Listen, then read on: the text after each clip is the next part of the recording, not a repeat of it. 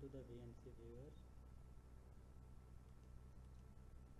We give the host name, that is localhost 5902. With the connect, we'll give the password, whatever here we given the password, or if you don't remember, then you will go to, you can type VNC.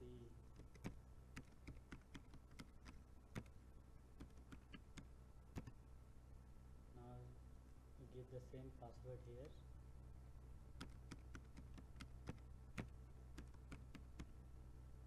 Click OK. Now you can see your GUI here, your desktop. This is the Red Hat desktop that we have. This is our cloud machine that we have created using AWS, Amazon Web Server. You can configure your genome. You can see this is your browser. Here it is your terminal.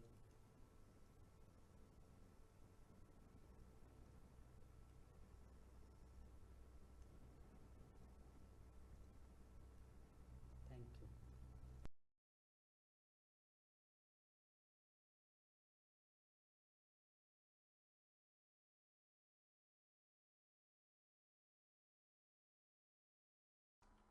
This time I'm going to set up XRDP on our Linux machine so we can actually remote to it on different computers. And it's going to use the same protocol as Microsoft. So Microsoft will use this protocol called RDP, and that stands for Remote Desktop Protocol. So you can actually use the Microsoft program to connect to your Linux machine or any other client that supports for here. This one is the Fedora. What was that? Fedora Mate Edition. And this is Fedora 20, right? And this one is the KDE by Manjaro on here. And we're gonna set up the RDP on all these fucking things, okay? So make sure you go to each one of these or any other Linux machine and install XRDP. It should be in your repositories or the AUR depending on what you're using. Anyways, first thing you need to do is, let's say, log into your system and bust out a terminal. Since it's too small to see it here, I'm gonna do it on my terminal. So I'm gonna SSH into that sucker. Okay. And we'll start out with Ubuntu XFCE4 here, and we're gonna SSH into that.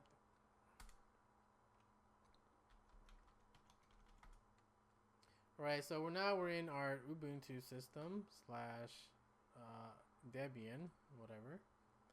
And the first thing you need to do is install the RDP program. So it would be something like this. Start, and that's it for that. I believe on Fedora, they enable firewall by default. So you actually have to enable the right ports on that firewall too. So let me take my notes here. What the hell is that? There you go. This is the one we're gonna do.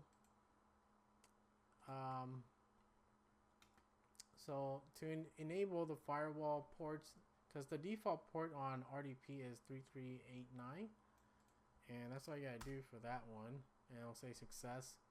All right, that's pretty much it for the Fedora Mate edition. And now, if you exit this sucker, well, you still need to figure out, your username and then your IP, right? So this one is ends in 50, and this one was, what the hell? Why does it change the name? But this one was our Fedora Mate edition, right? And we're gonna use our desktop again. So this one was, what was it? 52? You said? I said. And there you go. This one is connecting to our Fedora machine. So if I just type in my username correctly, and I just type in my password,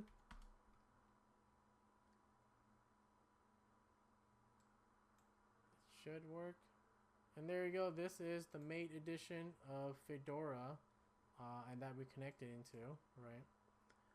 If you want to learn how to use our desktop, which I made a video a long time ago, then you can do that. I'll post you in the link in the description.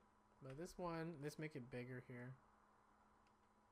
So you can see if you really want to use the whole thing. Right. So this is how it looked like, and you can actually use your mate this way.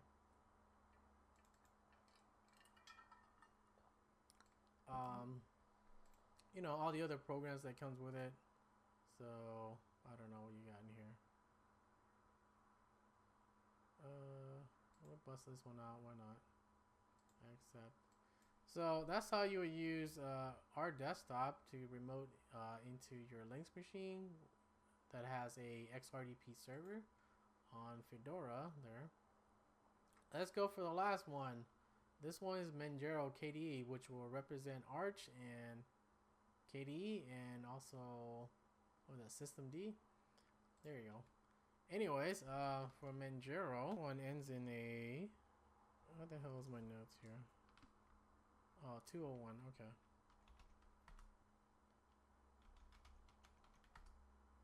And in here, what we're gonna do is do the same thing, this KDE, right? And that would be your new session every time you log in and everything. But where the hell's my Windows? Windows is 50, okay. So this is my Windows, and let's log into this sucker here. Type in my password, right? Alright, so this is Windows, and what the hell, stop doing that, Origin. Fucking assholes, okay. Make it, or, oh no, you have to make this bigger here. There we go, this is bigger here. And we should be able to connect to our, what is that, yeah, our XFC if it works. What the fuck, what is going on? Fail. For 3 different, what was that, distribution would have 3 different philosophies. And I'll post y'all the notes in the description.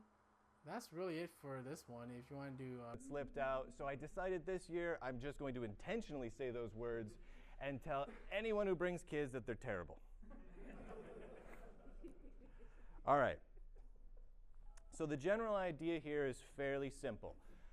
We all are here because in some form or another we like or use Linux. However, we all think to some degree that Linux blows chunks. Raise your hand if you think Linux is just terrible. Absolutely terrible, just the worst thing ever, but half of you are lying. All right, so what we're gonna do here is we're gonna go through and talk about last year have been the most sucky about Linux. Now, if you are watching this on friggin' YouTube and you only watch the first half of the video, you are retarded. Please, for the love of God, watch the entire video before making a comment. Now, let's get into some of the things that I think have really sucked during the course of 2013 and the first part of 2014. Oh wait, hold on. I don't want to get in there. Oh man. Oh, that one's there. Oh, all right, wait a minute, hold on. Which one? There we go.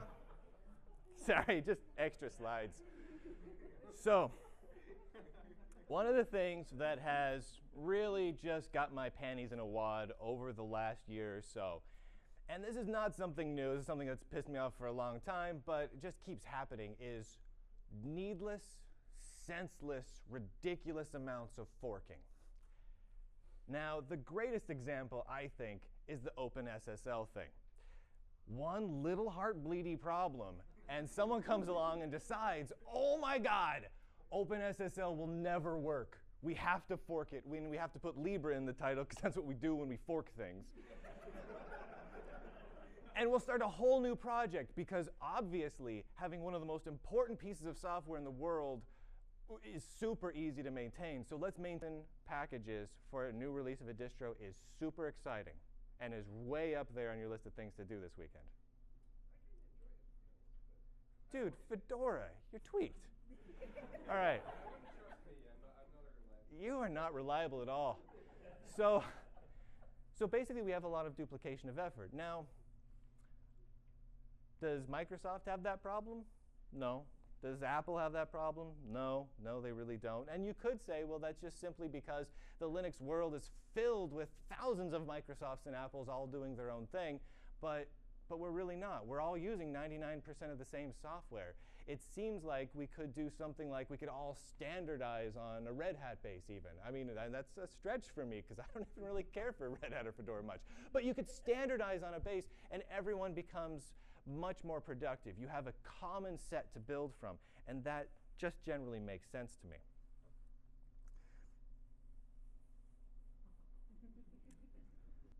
And this kind of opening slide is kind of the crux of it for me. This is the core of it. The fact that within our community, something occurs. We have an event. Something like the Heartbleed bug comes along, and everyone freaks the fuck out. And we freak out about OpenSSL. But at the same time, two interesting things happened with that. The first was someone came along and said, you know what? We have to fix this. We need to take a drastic measure. I'm going to fork it, and we're going to try it in a different approach, and we're just going to see how well it works.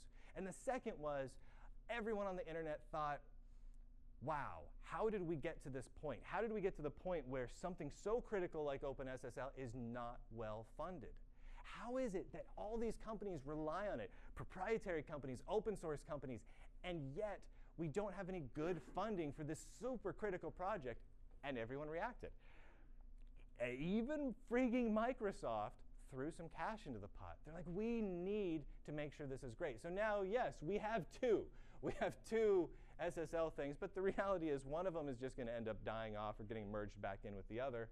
And we will end up with the best of whatever they come up with. If LibreSSL comes up with a couple of cool bug fixes, they'll get merged back in, and we will have the best of both worlds. And that's because we have an environment that is fully open source and licensed in such a way that forking is possible. And you just need to do it. GNOME to Cinnamon. The Linux Mint guys, yeah, they forked GNOME to create Cinnamon because they felt like they needed to. And that way, our own style, we're going to govern it ourselves, and we're just going to do it. We're just going to friggin' do it. And they did it. And the end result is actually a pretty good desktop. How many people use Cinnamon on Linux Mint? Decent, right? It's nice. Would they have gotten to a similar state if they had just kept with GNOME and done extensions? You know what? Probably. But they did it their own way, and Mac and Windows people would make fun of us for being excited about that. But the reality is, 4 and 5 years ago, things that were kind of crap, right? I mean, do you guys remember plugging in a second monitor and trying to configure it so you could actually drag a window over there 5 years ago? Well, we turned up to a conference, and the joke was the first 15 minutes of every presentation was trying to get Exactly. The first year I did this, the first 15 minutes, I had two guys up at the podium